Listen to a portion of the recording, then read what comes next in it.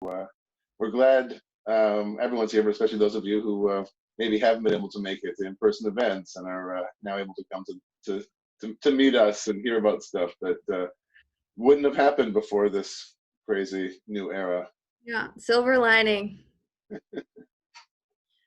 So I think we're basically at 6 o'clock, so we'll get started for the people on the line. So welcome everybody to our virtual fireside chat on co-ownership with Noam. My name's Katie Kernahan, and I'm the VP of Marketing at Addy. Addy is a startup on a mission to democratize real estate investing by enabling investing for as little as $1. So thanks for joining us today. I'd like to introduce Noam, our speaker today. He's a local Vancouver realtor and advisor to CoHo BC, an organization helping to connect individuals interested in real estate co-ownership. Before we get started, for attendees on the line who have Addy accounts set up, you'll be entered to win a $50 wallet credit. All you need to do is sign up at addyinvest.com and put Noam Dolgin in the How Did You Hear About Us field, and you'll be entered into that draw. And then if you'd like to share anything during this chat, here are the social media handles. So at Addy Invest and then CoHo BC on Facebook. So let's get into it. Noam, welcome. Thank you for joining us.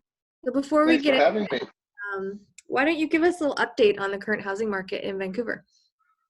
Yes, well, it's like much of the world, everything is mostly on hold in the Vancouver market. And we're all waiting to see where and how the dust settles. What's interesting is the way, basically, unlike other crises in the past, where you've been able to still transact real estate, and just there's been financial issues, we're dealing with a lot of physical barriers to the ability to show properties, of course. New rules around tenants and rights around getting into their spaces, and just safety concerns. So basically the market took 2 weeks off and is just starting to get its feet around it now, starting in with new virtual open houses and things like that. I've got a new listing coming up this week in the West End, so that'll be interesting to experiment with this new technology coming forward. And we're really seeing this with the numbers. I mean, the last 30 days in terms of number of sales is, depending on how you look at the numbers, 70 to 85% lower in sales numbers than you would have expected that were in the 30 days previously, or than were in numbers of this time a year earlier, in terms of active sales. And a lot of the sales we're seeing are sales that were started a while ago, before we were unable to get into properties. So everything's been on hold. The interesting question is going to be, where does this take us? Is this going to be a blip? The market was strong in Metro Vancouver region recently. We had been in a dip for the last 2 years plus, and the last 4 months had been really robust for the market. And so there's a lot of fundamental reasons to think the market is strong. So if this is quick, should rebound quickly. If this drags on and there's a cash crunch and people become desperate to sell, then the market should shift. But for the moment, we're on hold, and an interesting opportunity for people who are willing to get out there and navigate through the virtual open house tours and things like that, because there certainly are sellers who are desperate to find buyers, and vice versa, and buyers who need homes, and all of a sudden very little's out there. So right. Hopefully we can make it work. What, just out of curiosity, what technology are you using to experiment with? Like, how are you getting creative with open houses? Well, we're doing there's a virtual tour online, which has been around as a technology for a few years already. But beyond that, we're doing open houses on both Zoom and on Facebook Live. So on Sunday, I'll be walking through the property, and you can ask questions, and I can take you into the closet or walk you down. Well, I can't take you to the gym right now because it's closed, but walk you to the parkade and try to do an interactive virtual showing. We do a set of 3D showings online. And in this case, the property is vacant and professionally disinfected. So we just, those properties we can still show and deal with. Right. And you mentioned you had a listing coming up. Have you had many people listing properties in the last little while, or is it all on hold? I mean, listings are definitely down. I think unless you're desperate to sell, you don't want to bring people into your homes. Clients of mine who have tenanted properties can't sell because they can't. The tenants can demand aren't, you can't force anyone into a tenant's home at the moment. So, we've seen listings down 40% or so at the moment, but I think, yeah, that seems even higher than I would have expected given the challenges that we're seeing. Right, right. Okay, well, let's get into kind of the nitty gritty of what we're here to talk about, which is co-ownership. So, for people on the line who maybe aren't as familiar with yourself and co-ownership, maybe you can give us a little background on yourself and co-housing, co-ownership, and what spawned Coho BC. I know you live it, a version of it yourself. Yes, thank you. So, I mean, co-ownership is an old concept, and we'll talk about the various forms of it. But we can go back to the beginning of time when land was owned by families and clans, and would be split by various generations ongoing. But in modern time, families have owned farms and had multiple homes on land. Families have owned vacation properties together. Investors have owned investment properties together. And before the 1970s, before the Strata Act, wasn't called that at the time, people would own shares in cooperative apartments, and these were the only ways to own these things. We didn't have a lot of money. So as a model, co-ownership goes way back and takes a variety of forms. But in the modern age, what we're seeing is a really push to use co-ownership as a hack, as a way of creating affordability, creating community, creating, keeping families together in an urban environment, which is more and more separated. So for myself, you say I mean, I live in a house with a laneway house, and my father lives in the laneway house, and we live in the main house. And I have friends who share townhouses. I have friends who shared condos when they were first getting to the market. I mean, this is something I think that once you think about it, you realize people who have done a version of this. I co-own investment properties with relatives and friends. And when I got into real estate, it was definitely something people were asking me a lot about. My background before real estate is in sustainability and environmental education and consulting. So I was thinking a lot about community and about sustainability and higher density living.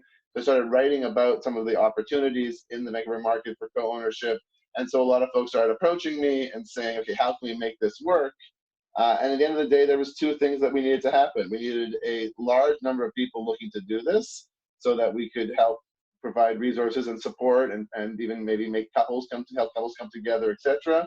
And we needed to pull together all the professionals who had some experience with this, who understood this concept, so that we could guide everybody through the process from beginning to end and make it easy and not have it feel like a standalone, reinvent the wheel process every time.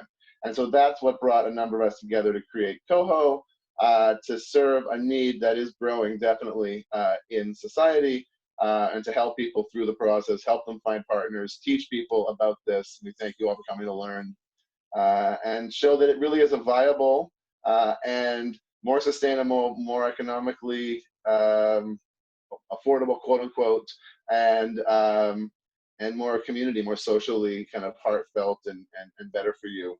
So it really does meet a lot of those demands, and we think that it's going to be a growing thing. We're seeing a lot more people ask about it.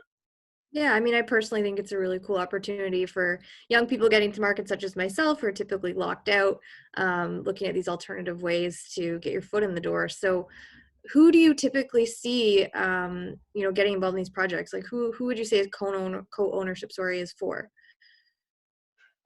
So it can be for anybody if your situation demands it. If you and a partner know that it could work for you, then we can make it work for you. We can make the legalities and find the house that fits your needs, assuming it's out there. But the four groups we see this most commonly practiced by at the moment are first-time home buyers, such as yourself, looking to get into the market, oftentimes to share, let's say, a 2-bedroom or a 3-bedroom instead of buying a 1-bedroom. In Vancouver, for example, where 1-bedrooms start at 500,000, but a 2-bedroom at 700 is clearly a much more reasonable point per person to get into. You see young folks sharing townhouses, as I said, where one person's on the ground floor and someone else is upstairs. So that's one group, is the 20 and 30 some singles and couples coming in together. You also see the singles and couples groups at different stages in life. So you see those groups forming in their 40s and 50s.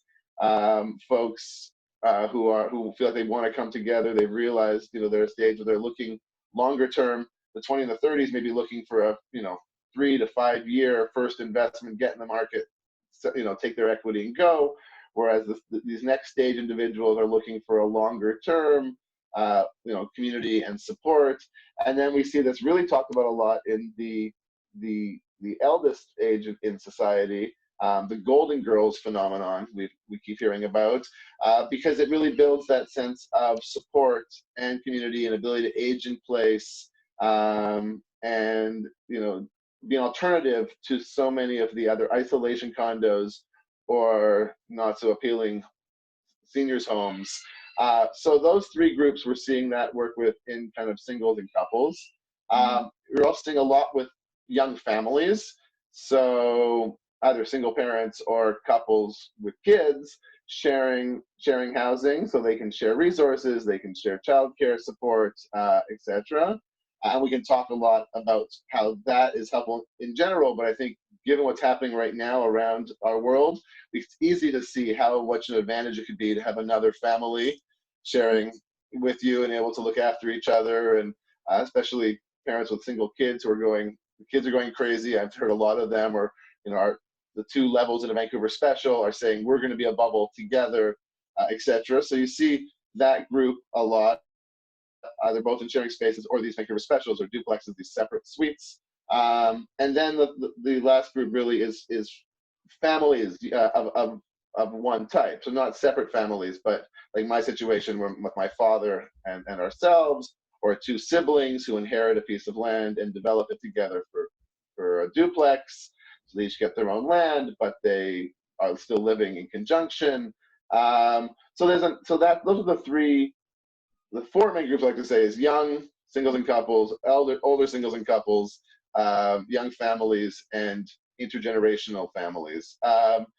But it happens in a variety of forms. As I mentioned, investors have been doing this for a long time, just as investment properties and vacation properties and other things. But for residential housing, those are the four groups we're seeing a lot of. Right. Yeah. So it sounds like it truly could be any combination of people who want to build community together. In terms of like the structure, you talked about the different types of arrangements in terms of people living in houses together. Like, what are some examples that you see for these shared spaces? So right off the bat, there's two major forms. One is with shared space, and one is with shared land and maybe certain shared amenities or resources, but you have separate kitchens, separate doors, feels like your own unit. So that second one tends to be the more appealing and more common one. So you still have what would be a traditional private space, and I use the Vancouver Special or an unstratified duplex as an example. If you don't know what Vancouver Special is, just Google search that quickly and look at the picture. It's that classic 2-level suite with a full level ground floor, 1,000, 1,200 square feet, 2 or 3 bedroom on the ground, and then another 1,000, 1,200 square feet, 3 bedroom upstairs, really set for 2 families to live in with a high quality of life. So each of you has your own kitchen, your own entrance, etc. And you just share the land, you share the garage, you share ownership structure. And by doing that, for example, you can save a half duplex in East Vancouver starts at about $1 million. A Vancouver Special, it starts with 1.6. I mean, they go lower, but for a decent one. So you're looking at, a 20 to 30% discount over an equivalent product. And really all you do is you legally share the land and certain responsibilities. So that's version 1. So you see that in Vancouver Specials. You see that in some of these multi-suited homes that would have been rental properties that now are being shared by multiple families. There were duplexes built in the 70s and 60s that were before stratification that are co-owned. So you see those being, people have separate housing space, or like our situation, a new house with a laneway house, right? 2 houses on 1 piece of land. You own the land together, but you each have your own space. The second style is with shared ownership. I'm sorry, shared space. So that would be the 2-bedroom suite that you're sharing together, or a townhouse. And I like the 3-level townhouse with the kitchen in the middle, so each of you has their own private space one on the bottom, one on the top, and you share the main floor. But these would be setups for senior adults living in a house together, each with their own wing, with an ensuite bathroom, a little sitting area, and a bedroom. And they share the living room, dining room, kitchen. These would be the setups with shared accommodations. And those aren't for everybody. There's clearly another level you have to get past in terms of the willingness and the desire to live in community, not just co-own. But we see these different types of products appealing to different people. Right. So you mentioned obviously there's some financial benefits to co-ownership, and you touched briefly on like childcare as an example as a benefit. What are some other benefits that you see for people who are participating in co-ownership? Sorry. Well, the first thing to realize before saying that is that basically everything is a co-ownership situation, even when it's not co-ownership, right? When you buy into a strata, you co-own, and you have the strata meeting and the council to help make decisions, but you give up some control. When you buy a duplex, generally, you've got some neighbor right next to you. And I always say to my clients, make sure to do subject to meeting the neighbor and liking them, because you're going to have to get along with them. You don't have strata documents and minutes to look at. You don't know the history of this building and how well it's being maintained, and if they get along, if they're good people, if they play music at 1 a.m. and everyone's been complaining about it, right? So just buying, even when you buy a single family home, you have neighbors, right? So we don't live in isolation. And the beauty of co-ownership is that you can eliminate some of those uncertainty before you get in. You do know your partner before you get in. You have a mechanism in place to deal with disputes and and deal with resolutions. So it, in some ways, compare it to buying into a regular half duplex or a small strata where you really don't have any information about it. You get to know your neighbor. You like your neighbor. You're going to be able to solve problems with your neighbor before you start. So that's a big one. Again, shared values. How are you going to use that shared space? Is the yard going to be for growing vegetables or for children running around?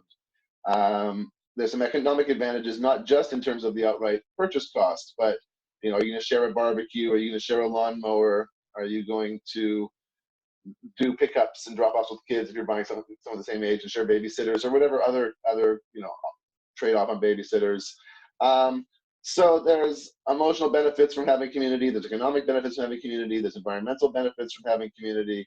And there's actually a big peace of mind because you know what you're getting into. You've been through a long process before you actually buy in together, which allows you to eliminate a lot of the uncertainty you get when you normally buy a house and you have no idea who your neighbor is going to be or what's going to be like. Mm-hmm. So what is the legal structure of a co-owned property? Like, how do you get around some of these things? As I said, co-ownership predates stratification. So basically, it's just more than one name on title. Much like a married couple would often put a property in both their names, two unrelated adults can put a property in both their names. A married couple would do joint tenancy, where when one passes away, it moves over to the other. In this case, you would want tenants in common. I think I got this right. Go talk to a lawyer to make sure I have this the right way. But where basically, if one of you passes away, it goes to your estate. So you protect your rights in that way on title, where you own your shares separately, not together, like you would as a married couple. But you could even do, two married couples, and each couple would jointly own 50%, and then in common they'd own, the full thing. So you can structure it on title in a number of ways. You can also create legal entities, so corporations or co-op corporations, and then you can own shares in that corporation. There are a number of legal structures in terms of how to do it. But the most basic level is you just do it. You just both put your name on there and you own it. And then the question comes down to, how do you manage that ownership? And that's where what's called a partnership agreement or a co-ownership agreement is essential. And this is a legal agreement that should be drawn up by a lawyer. I mean, there are models of them and questions to ask to help you formulate them on the internet, but CoHo works with a number of lawyers who've got experience with this. And they, can help you ask the questions from the most mundane of, who's mowing the lawn and who's paying the bills, to the much more complicated, which is when one of us needs to sell, what's the mechanism by which we exit. And so you go through a process of creating that legal agreement. It outlines how much each of you own, how much each of you owe in terms of costs, and all those sort of questions. And then that becomes, if there's ever a dispute, that partnership agreement becomes what you can go to in the courts to fight over if you have to. But on paper, both you are on title, both you would need to be on board to sell the whole property. Both of you need to be on board to mortgage the property. And this is the big question, and I'm sure we'll get to this in your questions. But if you want to get financing on the property, the way Canadian law works currently is all title holders, all the names on title have to be on the financing. So you would share all financing obligations in terms of the title, all, background responsibility. But again, your co-ownership agreement would say, I'm responsible for this portion, you're responsible for that portion. If I stop paying my fees, there'll be a few months where you'll cover me with this amount of interest rate based on the savings account that we have. But if I can't come with money in 3 months, then you can start to take shares away from me to cover the money until we sell. I mean, again, all this has been well thought out by the lawyers, and is there in your partnership agreement when done right, to protect your financial interest in the property. Because that's, the number one concern everybody has is their financing and is their exit strategy. And so, talking about advantages earlier, financing can be a big advantage. I mean, I've seen a number of people talking, partnerships coming together where one person has the down payment and the other person has a good paying job. And so one person can get them into the house and the other person can qualify for the mortgage. And so by working together, they're able to make something happen. So again, financing can be a challenge or a liability, but it also can be an opportunity if you find the right partner who complements your needs. And if you have down payments, inheritance, but you don't have employment at the moment, find yourself someone who's got a good paying job but has still got big student loans to pay off, and you can really make that partnership work.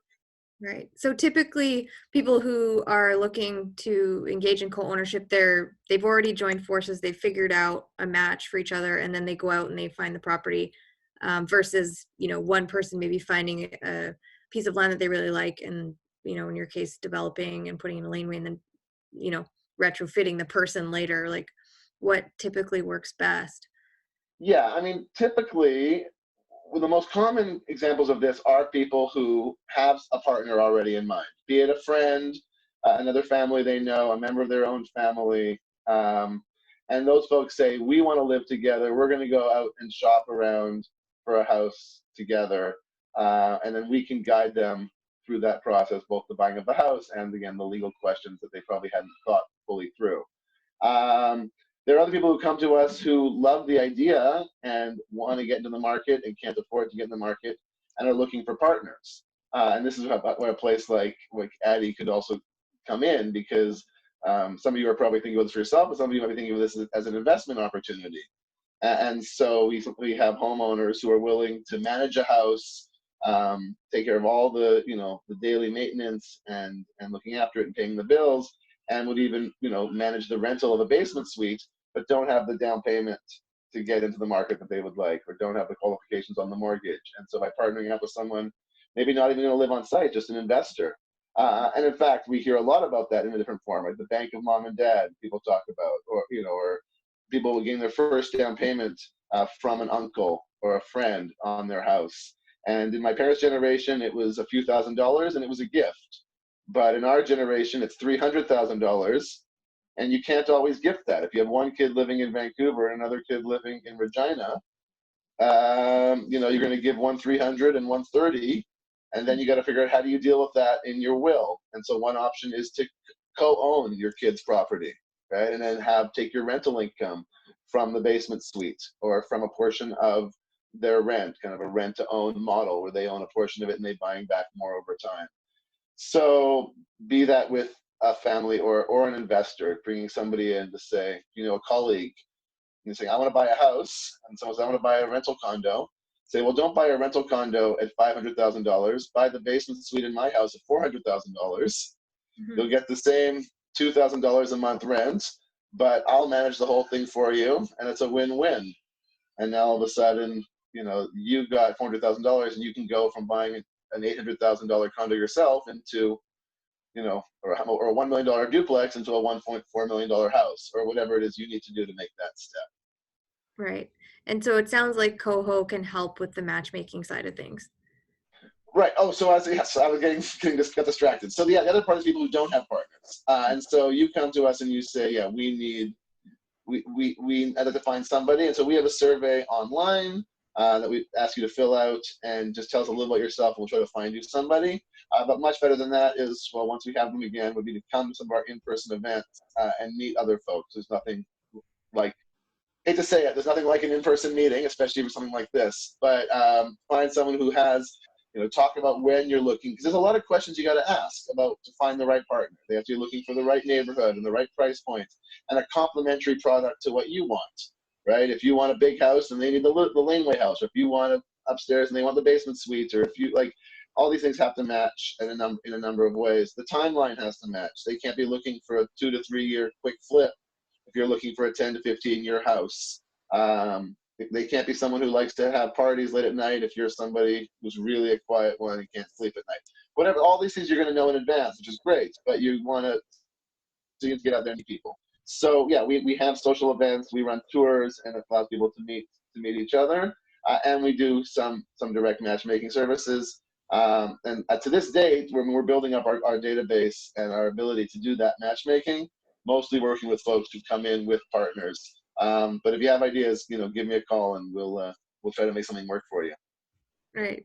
So do most people do this sort of thing permanently, or is it sort of a short-term plan in order to launch yourself into getting a property of your own? It depends on, again, your stage and where you're at in life. I mean, most people, it's a medium-term plan. For a short-term plan, it can be a little bit challenging. I mean, again, it can work in that stage where the market is going like this, and you can't afford to get in, but you want to get your foot in it, and so you jump in and you do something, and the market goes up, and then you move out. But there is just more complications and two people to balance and two sets, so it just feels like I feel like hard for people to do as a short-term move, except for, again, when the market was rising, we saw a lot of first-time home buyers jumping in together just to get into the rising market. But does it have to be a forever home? Absolutely not. I mean, I think a lot of people go in with a 5 to 10 year time frame. They say, at this stage in my life, I have small kids and you have small kids, and for the next 10 years, we're going to all have kids, and we're going to be professionals in Vancouver, and as much as I want to go travel the world, it's not about to happen. And so I can commit to this, right? So they're able to do that. You see that with the seniors. They're at that stage where for them it's for life, but they're able to say, for the next 5 to 15 years, I see myself aging in place here, and such. So I think you go in with generally a medium term time frame, because if you want it to be your place for life and the other person, I mean, things, stuff happens, like people divorce and people die and people move, and jobs get lost, and so as much as you plan for the best, you have to also plan for the worst. And so if you really expect this to be the place you're going to live the rest of your life, well, then you have to have a plan to find a new partner to buy in. And that's also part of this model here, is to encourage people to do more of this, to show there's enough people out there that you can actually resell a property and find a buyer for it. And we're starting to see that on MLS. There was actually a property sold recently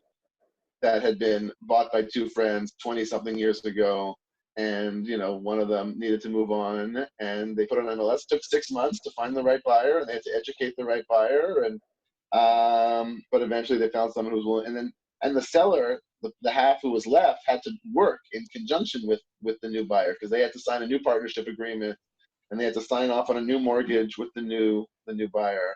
But it's showing that model, being able to sell your share, is possible.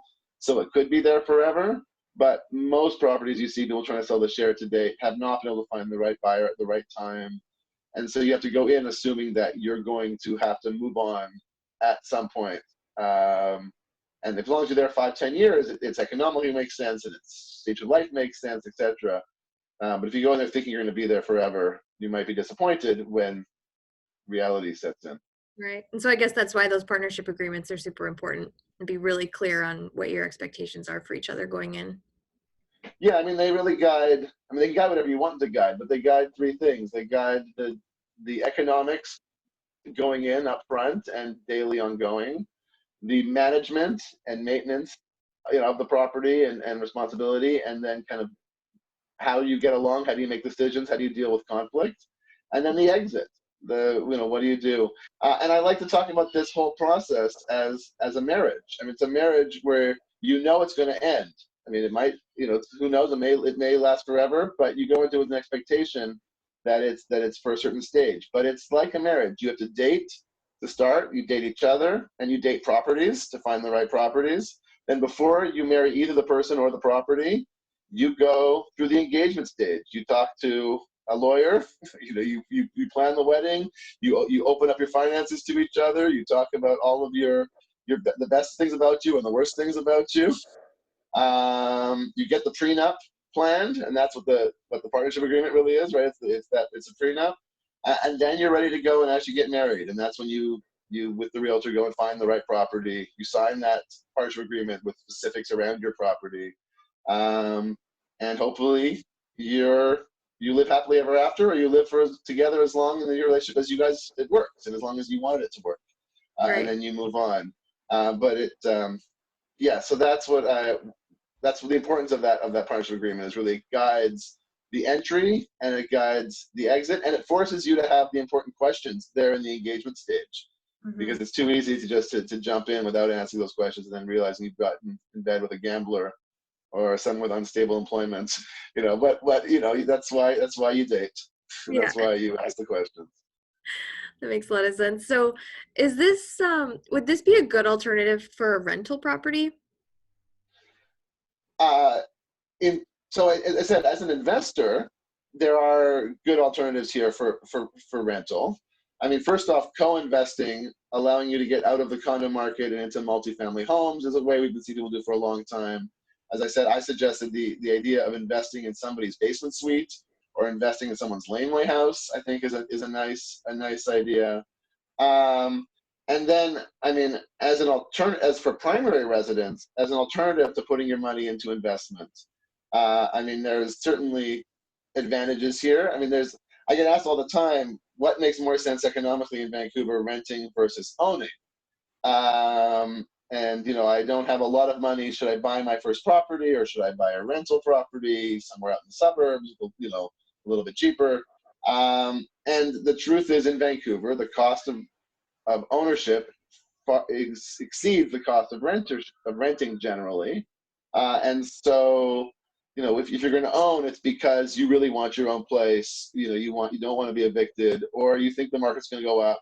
We're at a dip right now, and so you think it's going to go up. So there are reasons to buy, but it's not, the cost of ownership monthly is much higher than the cost of rental. When you do co-ownership, you can bring those numbers down to a pretty equal place, where then, considering you're putting money into principal every month on your mortgage, you're actually, doing better than you would be renting. So if you've got a little nest egg and trying to figure out how to make the best economic decision possible, co-ownership certainly can become an economic alternative to renting, in a way that outright ownership can be very expensive for many people. And then I Does guess, that answer that question? yeah, and then I guess just there's also some tax benefits if you make it your primary residence. Well, definitely, yeah. If you're going to own just one property, especially if you think you're buying near the bottom of a market, it's best for it to be your primary residence. And people ask all the time, can you co-own with an investor? How does that affect your primary residence, etc.? You can claim your primary residence exemption for whatever portion of the home you own. And there are other tax exemptions. When you talk to a tax lawyer, this gets complicated, but there are other exemptions and specialty things for first-time home buyers and government resident grants and other things like that. That again, you can claim your portion of down the road. So yeah, but from a big perspective, if an investor buys their 40% in the basement and you buy 60% in the top, your 60% is still considered a tax-free investment, even if that 40% is rented. And especially because it's owned by somebody else, you can make an argument that you didn't have any income, any interest in the ownership of Right, that. right. So let's just talk really quickly about financing. So is it difficult to, get financing for property with this structure? Are banks willing to lend? In some ways, it's easier, right? The more people you put on title, the more people the bank has to go after in case you foreclose, and the more salaries they can pile up on top of each other to qualify you. So again, you've often seen this as on paper, where one person is the owner, but they need 5 cousins and uncles and friends all on their title to just qualify for the mortgage. So those people are owners in name only, and you see this a lot in the immigrant community, where people will do that. They really want to get in the market, so they'll put a bunch of names on title just to qualify for the mortgage. So you can go to any bank as 2, 3, 4 people and say, we'd like to get a mortgage, and they'll add you up and go from there. There are specialty products slowly being created. Van City has one called the Mixer Mortgage. But it's a paper. It's a bit of a trick. It allows you to separate the mortgage on paper. So I'm responsible for 60%, and you're responsible for 40%, and mine is going to be on a fixed mortgage, and yours is going to be on variable, and mine will be 25-year amortization, and yours will be 15-year amortization, or whatever variation you want to do. But at the end of the day, the charge on title is still against all of you. So if one of you defaults or has problem with your payment, they're going to come after the other one, for the money. So it allows you to look at it on paper as separate and to pay it separately and to make separate decisions to some degree, but you still become mutually responsible for the product. But no, getting the mortgage itself is not the difficulty. Again, it's about people's willingness to trust one another. You are protected. You're protected by your asset, like any real estate purchase. If you put down 20%, then you have that 20% buffer by your asset first. And then if something goes wrong and the market has dropped beyond that buffer of your cash down, you're protected by your partnership agreement, where you could go after your partner for lost money if they leave you on the hook. But like any real estate decision, like you need to make a smart, wise decision. If you're going in, and the market's tanking, it could get you in trouble. But you're protected, yeah. But you have those 2 tools. You have your down payment, and you have your legal agreement to protect you if there's a problem. And we don't hear about these problems. I mean, everyone's really afraid of them, and I'm sure they've happened occasionally. But it's not like people are out there co-buying with people and then walking away and screwing them left, right, and center. This is not an epidemic. Yeah. So help me understand what the difference is between co-ownership and co-housing. Yes, cohousing is a great movement. Originated in Denmark, but it's now around the world. And it's a strata model in Vancouver. So at the end of the day, you own your unit, your strata unit, in a apartment or townhouse complex. But co-housing has community and sustainability in mind in its design and development and orientation and its events. And it's usually done through a co-development mechanism when it's first set up. So by which I mean, the goals around co-housing is they're usually built around courtyard and shared space. People live in smaller personal homes because they have a large communal kitchen, large shared living room type space, teen lounges, work sheds, other amenities or whatever it is for that community needs and chooses. So you're able to live in higher density, and your neighbors. You have communal meals a few times a week. You put on events for each other, teaching each other skills or whatever it might be. So it's a really nice way to both own your shares privately, but also be in community.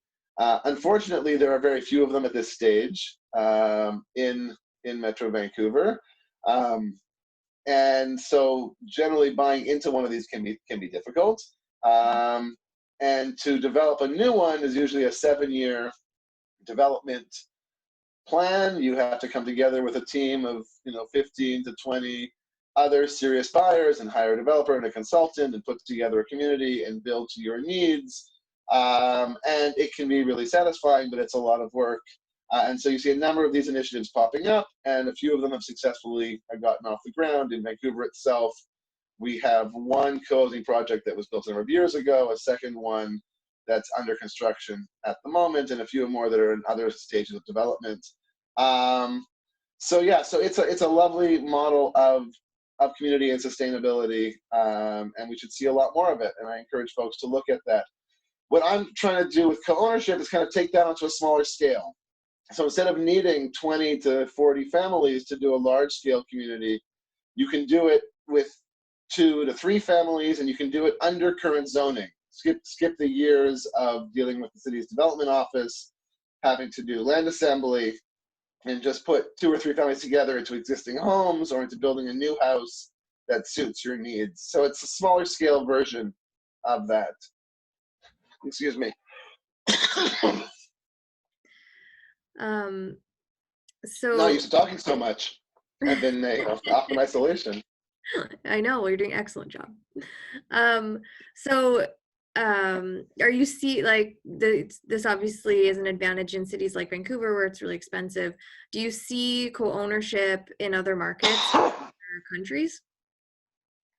Yes, I mean, unfortunately, the housing crisis is hitting around the world, but co-ownership is popping up all over the place. If you go to the CoHo BC website, we have a resources page which has articles, and I divide it into local, Canada, and international. And you'll see articles from New Zealand and Australia, from Los Angeles and Chicago, from the UK. It's actually becoming, in the UK, it's become much more institutionalized. The government has what's called shared ownership. And in Canada, we actually recently, the Canadian government recently announced a shared ownership program here as well.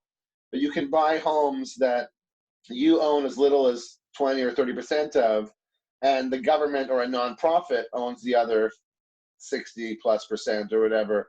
And then again, over time, you buy it back from them. So yeah, no, we're seeing private people coming together and doing this all over the place, and we're seeing institutional pickup in countries across the planet. And yeah, you see articles from India and Singapore and all over. Mm-hmm. And so given the current crisis with COVID, how do you think co-ownership will be impacted coming out of this?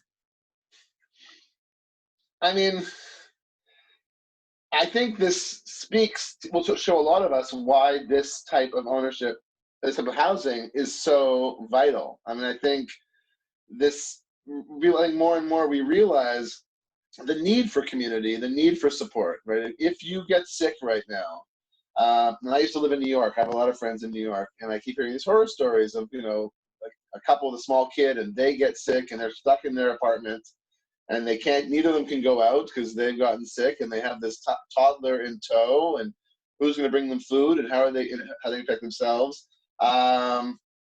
And I feel like, a lot of us are realizing, okay, if we didn't live in total isolation, if we lived in small pods, right, we could more easily support one another emotionally, physically, health-wise, etc. So I think that in general will become more important to people. I suspect because they'll have seen what it's like to be alone, to be trapped alone, and to be stuck having to go out on your own into a scary world on your own.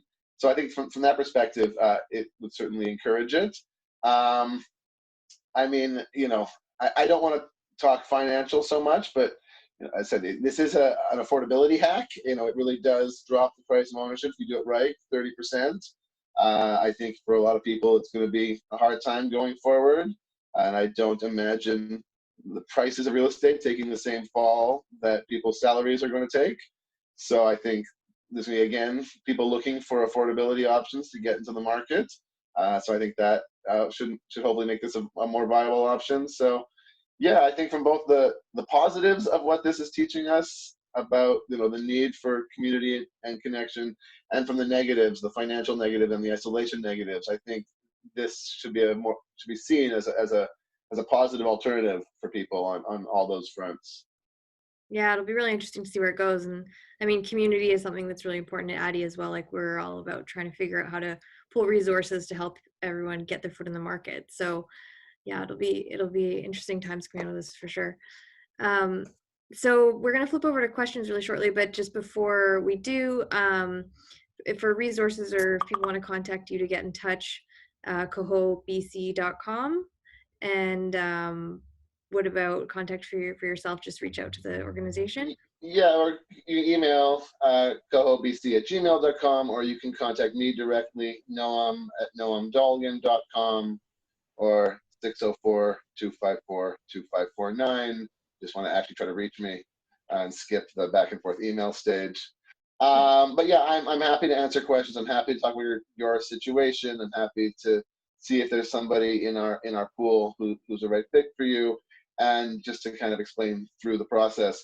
I also really want to encourage folks to check out the Coho BC guide.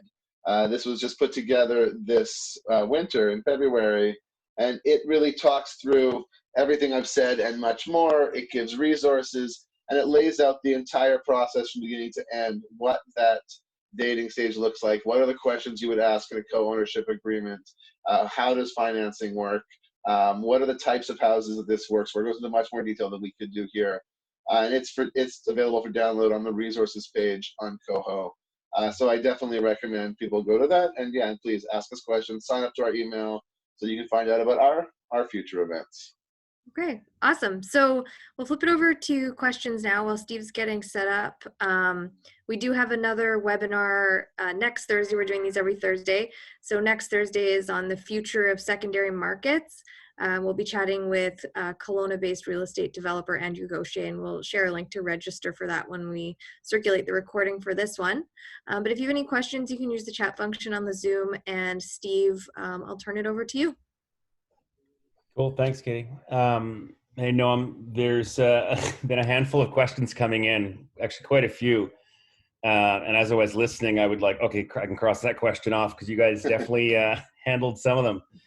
A lot of those questions that were that came in, a lot of them were around exit strategy, basically. If you were to summarize it, it sounds good, but like, how do I get out of this? And I think you've made it kind of clear that there is a way, but yeah, there was lots of questions around that. But here, I mean, but I will say something about that, because I didn't really talk about what the exit strategy looks like. I talked about planning for it, but you know, there's a number. There's a runway, the exit runway, right? Because when you actually want to go to sell, when one of you wants to sell, both of you want to sell, it's easy. If one of you wants to sell and the other one wants to stay, what's the process? And so what we talk about is the first step is basically trying to find someone to buy your share, right? And that's we're building up that pool. Give me a call, say I've got a half a property I'm looking to sell off. Do you have a buyer looking for this neighborhood and this price point and this timeline, etc., and this product? So you know, give yourself some time to find someone to buy out the share. The second option, this can be concurrent or before or after, is give your partner a chance to buy out the share. Right? And this is, people talk about the shotgun clause and other things like that. We don't like to use the shotgun clause, and I won't go into the details of why specifically you don't use a shotgun clause. But you create a mechanism. You hire a number of appraisers or a number of realtors to come in and find a fair market value, and you give your partner the option to buy you out. And then the third thing is that you then force a sale, and you have a time frame for how quickly that'll be. So you know, you as the seller are stuck. You can't sell. This whole process is going to take 3 to 6 months, whatever you decide when you go into the agreement up front. So you can't sell like that out from underneath somebody, but the other person is protected. They know they can't have it sold like that from underneath them. They have time to create a strategy. So those are the three options. You find a new investor, you sell to your partner, or you eventually go to market together at a reasonable time frame that works for both of you. Awesome. Very helpful. So maybe can we flip to the beginning? I know you kind of mentioned it, but how would one start to find a co-owner? Like you mentioned the sort of the dating process. How do you find other people that potentially would be a fit? I mean, most people do this again through their own social pool, right? Once they put the word out there that they're looking to buy a half Vancouver special, who do they know who would be looking to buy a half duplex, but wants to buy in with them? All of a sudden, the word gets around. You have a few people who said, "Oh, that might work for me," and most of them don't pan out, but one of them often does. Or again, that's where a lot of time people in their 20s, like, I'm thinking of buying a condo, but maybe I can't really afford a condo. I'll be stuck in a little studio box. Anyone want to buy a 2-bedroom with me? I think we can be good roommates. And at that stage in life, you're used to roommates, into each other. So that's where most people do it, or with family. But if you want our help, as I said, please give me a call, come to our events, fill out our survey, and we will try to help connect you with a stranger who will not be a stranger after you dated them for a while. I mean, your wife was a stranger at one point, right? So, or most people. I hope they were. They better have been. So that's a good point. And I've actually been to a few of your meetups, and I feel like that, besides reaching out to you, just showing up to some of your events in person, because the people that are there are obviously interested. Yeah, so absolutely. it does kind of bring like-minded people together. So we were doing 2 sets of events before. We were doing kind of coffee meetups, learn about the thing, meet other people. And we were doing open house tours where you could see the kind of properties that would work for this along the way. And hopefully when the world opens up again, we'll be starting those up again as well. So please, sign up so you hear about them. Awesome. Okay, so here's a question about apartment corporations. Do you does this work with them? What do you know about them? Do you know anything about them? I know I emailed. No, it's Mike actually asking, but I had emailed you about it earlier, and I was like, "Oh, this is timely." You're getting a bit beyond my expertise. I mean, really, my specialty here was really to take these larger concepts of the co-op and the housing corporations and the undivided interest type of products that are out there, and the co-housing, and do it on a micro scale. So do it in the single family. So the answer is I don't pretend to know enough to answer. Cool, no problem. This one says, can I convert my existing property into a co-ownership structure? Sure. I mean, anything can be a co-ownership structure. So it depends what you got, and if you can find someone who wants it, and if you can value it in a way that works for both of you.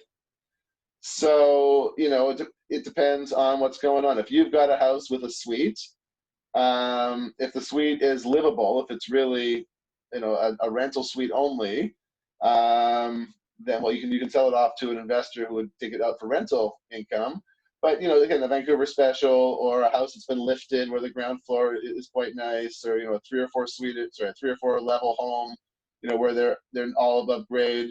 Yeah, you could sell off, a share in the house that way.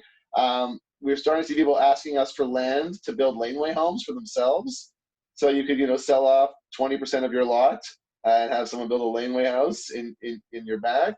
Or if you're looking to age in your own home, let's say you're a retiree, your kids have left the house, and you've got a 4-bedroom house, go look for 2 or 3 other folks who might want to share it with you, so you can actually age in place.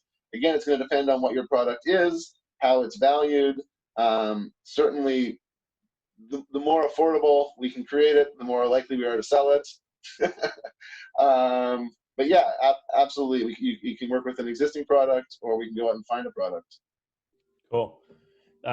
You mentioned earlier about if a handful of people get together, there's certain banks that play nice where someone can have a 20-year amortization, another person have 15 or 25 or whatever. But essentially, at the end of the day, they're all on the same mortgage and responsible for it. This person's question was basically to the next step of that. Does that mean it's more difficult to get car loans, credit cards, that kind of stuff, because on your credit, it shows this much larger mortgage than you sort of are meant to be responsible for? Yes, unfortunately, yes. So it can mess up other credit applications. You have to look at your own situation. Normally, they tell you clear your car loan before you get a mortgage, because and then get the car loan after the mortgage. In this case, I often say get your car loan first. It'll cut down a lot on your ability to qualify for a mortgage, but hopefully you and your partner do it together. So you have to look at your situation. But unfortunately, the answer is yes. Yeah, cool. How do you deal with bad apples in a co-living situation? Like, I guess first, is it an issue, which I'm assuming there's always some sort of issue at some point with certain arrangements, but how do you deal with it if it does kind of go totally sideways? Yeah, so I mean, the first advantage is that people who are looking for this type of situation are usually looking for it not just because it's cheaper, but also because they want the community element.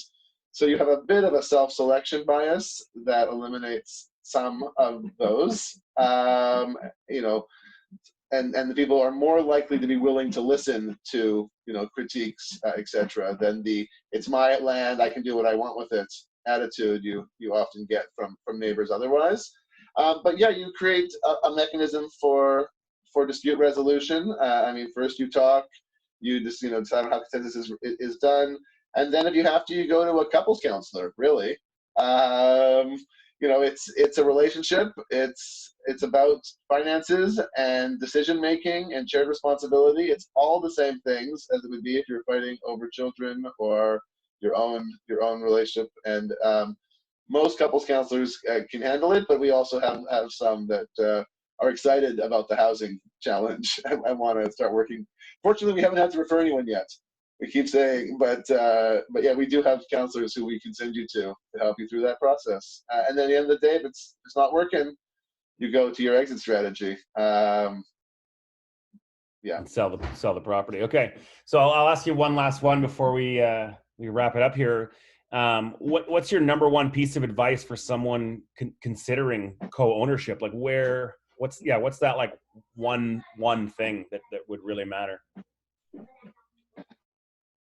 I mean, don't go into it lightheartedly. I mean, like, you need to give it serious thought about what is your timeline, what are your goals, what are your objectives, what do you want in a partner, do you need someone who's similar to you or complementary to you, and just understand that it's a process. I mean, I say that the co-housing may be a 7-year process, but it's not, I'm going to go out, I'm going to buy a property, and I'm going to be done. It's a much more complicated housing choice, housing style. You have to date the house and date the person. You have to form a legal agreement.